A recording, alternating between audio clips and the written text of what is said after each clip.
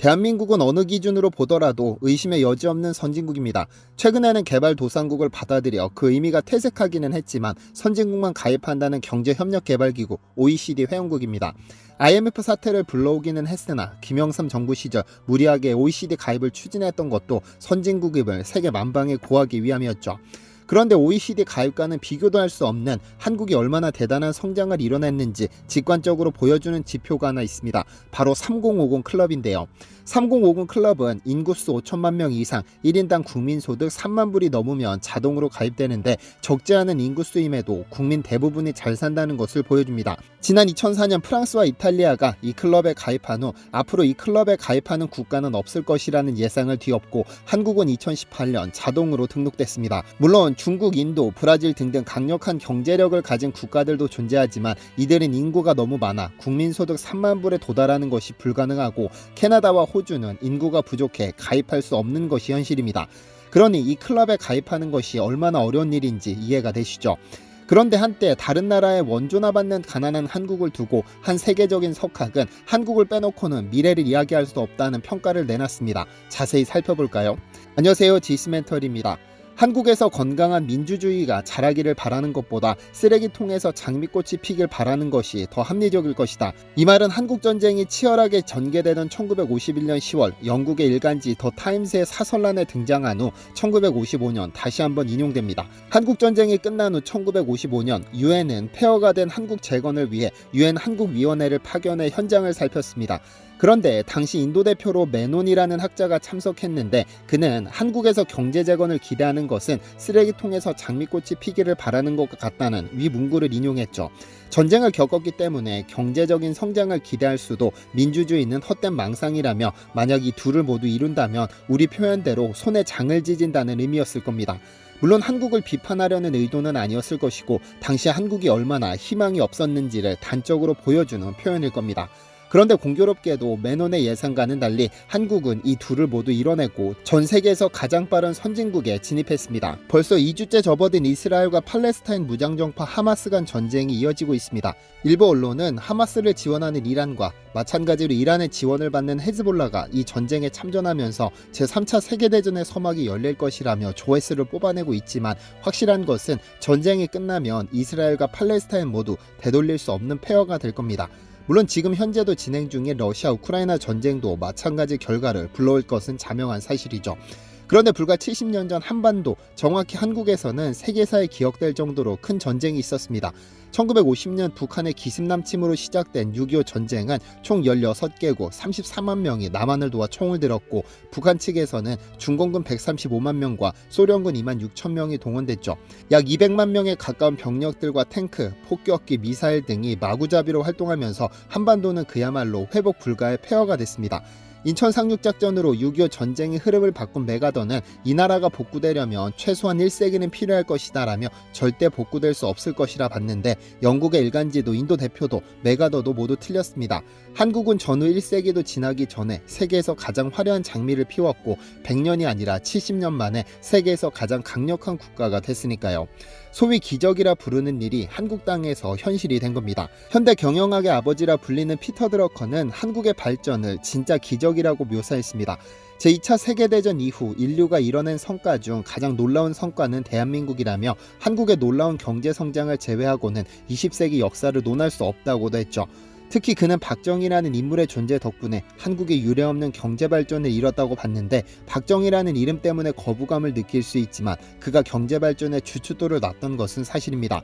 피터 드러커가 특히 관심을 보였던 것은 한국의 기업가 정신이었는데 일례로 그는 정주영 현대창업주에게 사과한 일도 있습니다. 이미 세계적인 경영학 구루로 불리던 1980년대 드러커는 한국을 방문해 정주영을 만나 대뜸 미안하다며 사과부터 내놨습니다. 그는 모든 경영자들이 나를 스승이라 한다며 내가 가르친 기업가 정신의 핵심이 창의력과 혁신 정신인데 이 부문에서 당신보다 더 극적인 산 증인이 어디에 있나. 그런데도 나는 당신을 잘 몰랐다. 그래서 사과한다고 했죠. 그러면서 앞으로는 정 회장의 DNA를 비롯해 한국의 기업가 정신이 세계를 지배할 것이다. 포드, 카네기, 록펠러, 웰치 등 미국의 역사적인 경영자들 성공 배경에는 모두 미국이라는 엄청난 시장 기반과 자원이 있었지만 정 회장은 아무런 지지 기반이 없이 조선과 자동차 분야에서 대단한 업적을 이뤄냈다고 평가했죠. 어쨌든 한국은 지난 70년 동안 전 세계 어디에서도 볼 수 없는 속도로 경제 성장을 이뤄냈고 선진국을 꿈꾸는 전 세계 수많은 국가들의 롤모델이 됐습니다. 그럼 얼마나 발전했는지 이를 숫자로 좀 살펴볼까요? 세계은행이 최초로 한국의 GNI를 수집하기 시작한 것은 1962년으로 당시 한국은 120달러로 가나, 가봉, 콩고 등 아프리카 국가에도 미치지 못했습니다.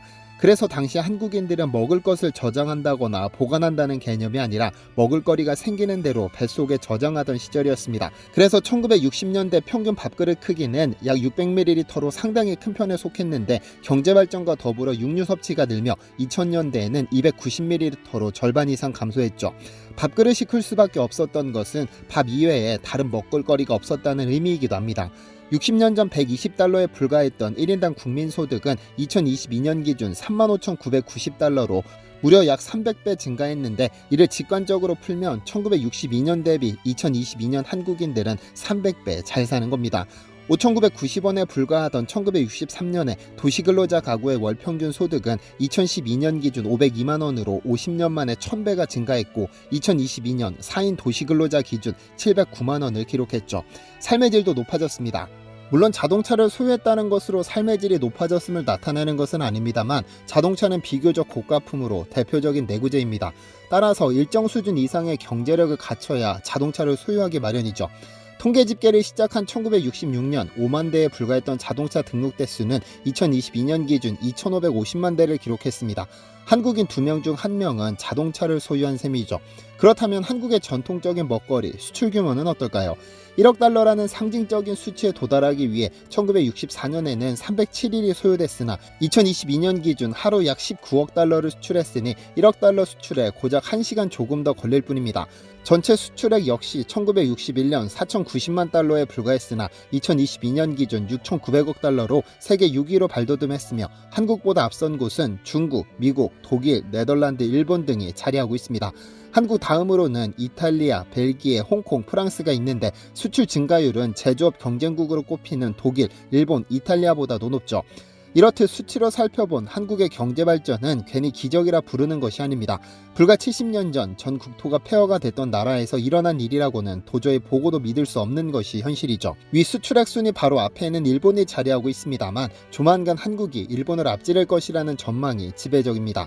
보통 한국인들은 가위바위보도 일본에게 져서는 안 된다며 승부욕을 불태웁니다. 그런 이유였을까요? 지난 70년간 한국은 일본과 경제력 격차를 빠르게 좁혀왔는데 1970년 기준 일본의 GDP는 한국보다 23배 높았습니다. 그러다 1990년대 후반부터 한국이 추격하기 시작하더니 2022년 IMF 기준 일본은 4조 2335억 달러, 한국은 1조 6652억 달러를 기록했습니다. 여전히 3배 정도의 차이가 있지만 일본은 한국보다 약 20년 앞서 제조업 분야로 진출했기 때문에 시장 선점 효과를 충분히 누렸습니다. 다만 한국의 기업들은 일본이 장악한 탄탄한 제조업 분야에 조금씩 균열을 발생시키더니 지금은 상당한 분야에서 일본을 앞지는 상태이기도 하죠. 한 국가의 경제력을 측정하는 GDP는 여러 기준으로 변환이 가능한데 가령 국가별로 다른 물가 수준을 감안해 상품을 구매할 수 있는 능력을 평가하는 것이 구매력 기준 1인당 GDP입니다. 이는 국민 개개인의 삶의 질을 파악할 때 유용하게 인용되는데 OECD에 따르면 한국은 2017년 PPP 기준 1인당 GDP는 41,001달러, 일본은 41,827달러를 기록했습니다. 한국과 일본의 1인당 GDP 통계가 집계되기 시작한 1970년대 이후 약 반세기 만에 한국이 일본을 처음으로 추월한 것이죠. 조금 쉽게 풀자면 같은 돈을 가진 한국인들이 살 수 있는 것들이 일본인들보다 많다는 의미입니다. 그런데 구매력 기준이 아닌 1인당 명목 GDP도 한국이 일본을 앞서기 시작했습니다. 일본 경제연구센터는 지난 12월 14일 일본의 1인당 명목 GDP가 2022년 대만, 2023년 한국에 추월당할 것으로 예상했습니다. 노동 생산성, 평균 노동시간, 취업률, 환율 등으로 고려해 측정한 수치로 재작년만 하더라도 2027년 한국에 추월당할 것이라고 했지만 불과 2년 만에 4년을 앞당겼습니다. 물론 일본이 아직까지 한국보다 여러 면에서 좋은 수치를 보이는 것이 사실이지만 한국이 가랑비에 속옷 젖듯 일본을 추월하고 있다는 점에서는 이견은 없습니다. 이러한 사실이 일본에 전해지면서 일본 내에서 상당한 논란이 촉발됐습니다. 한때는 세계를 호령했던 일본이 이제 개발도상국에 불과하던 한국에 따라잡혔다는 것이 상당히 불편했을 겁니다. 실제로 몇 년 전 하라다 유타카 일본 나고야대 교수는 온라인에 왜 일본은 한국보다 가난해졌는가라는 기고문을 게재하자 일본 우익들은 한국과의 비교 자체가 불쾌하다거나 이와 같은 비교는 의미가 없다며 애써 외면하는 모습을 보였습니다. 하라다 교수는 기고문에서 개인의 실질 생활 수준을 비교할 수 있는 풍요로움의 상징은 PPP 기준 1인당 GDP인데 일본은 풍요로움의 지표에서 한국보다 가난해진 상태라며 선진국 중 일본의 생산성이 낮다는 사실은 널리 알려져 있는데 생산성이 낮다는 것은 실질 소득이 낮다는 의미이며 다시 말해 가난하다는 말이라고 적나라하게 일본을 깎아내렸습니다. 그러면서 일본은 단 한 번도 미국을 추월해 본 적 없으며 추월은커녕 추월당하는 일본에 필요한 것은 일본이 뒤처지고 있다는 것을 솔직하게 인정하고 다른 나라를 배우는 것이 아닐까라며 글을 마쳤습니다. 조만간 한국이 모든 지표에서 일본을 뛰어넘기를 바라며 오늘 영상을 마무리하겠습니다. 시청해주셔서 감사합니다. 디시멘터리에서는 여러분의 제보를 기다립니다. 제 채널에서 다뤘으면 좋겠는 뉴스 또는 널리 알려졌으면 하는 영상은 디시멘터리 네이버닷컴으로 보내주시면 소중히 제작하겠습니다. 시청해주셔서 감사합니다.